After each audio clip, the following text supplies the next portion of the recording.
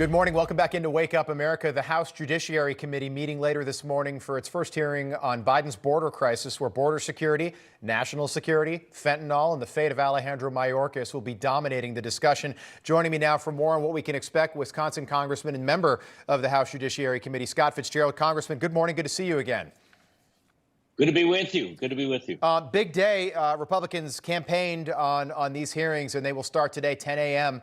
The House Judiciary Committee is going to meet and break down Biden's border crisis. That's what it's being called. Part one today. Take us through the day.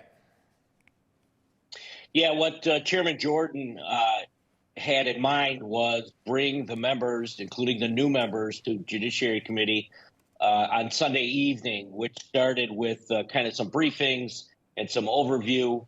And then yesterday, again, kind of working with individuals, starting to tee up the subcommittees, and then, what the responsibilities are going to be, what is the kind of what are the parameters of what we want these subcommittees to focus on, and start the process. And that happens today. Has there been much pushback yet from Democrats on your committee?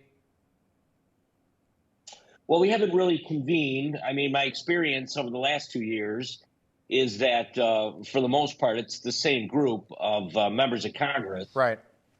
So I anticipate, with Jerry Nadler kind of, running the show on that side, that there'll be a lot of blocking and a lot of obstruction, just like we saw last time around. Yeah, but the Republicans on the committee will still get to ask the important questions. I want to move on now. It's fascinating. In the last day, multiple sources now reporting that Joe Biden knew about the bombshell, classified documents days before the midterm elections. Take a listen.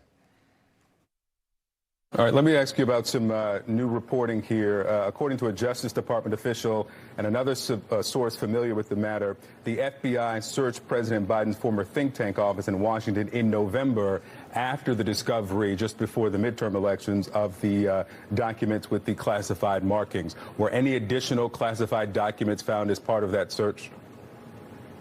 That's not something I can comment on from here. That's something you'll need to ask the Justice Department. What I can say is that we have been cooperative and transparent from the outset. All right, so, Congressman, what CNN is conveniently leaving out there is that the White House knew about the documents and approved the FBI search. How can they still claim that they're being transparent and had no knowledge of this before the midterms, when now it comes out that, yes, in fact, they did know before the midterms, but they didn't want the American people to know because maybe it would impact the elections? Absolutely, the classic cover-up that we've seen out of the White House up until now. I think the most damaging thing that came out over this weekend was it appears that Joe Biden was personally paid $1 million by the Penn Center to a quote-unquote lecture series. I mean, this is you're caught red-handed at this point.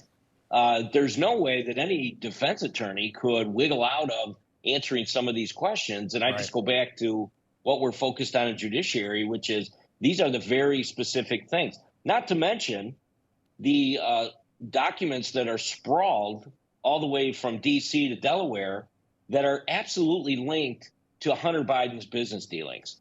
So, I mean, that's another smoking gun, in my estimation, that proves these were not just, boxes that were carried out when Joe Biden was in the U.S. Senate or when he was vice president.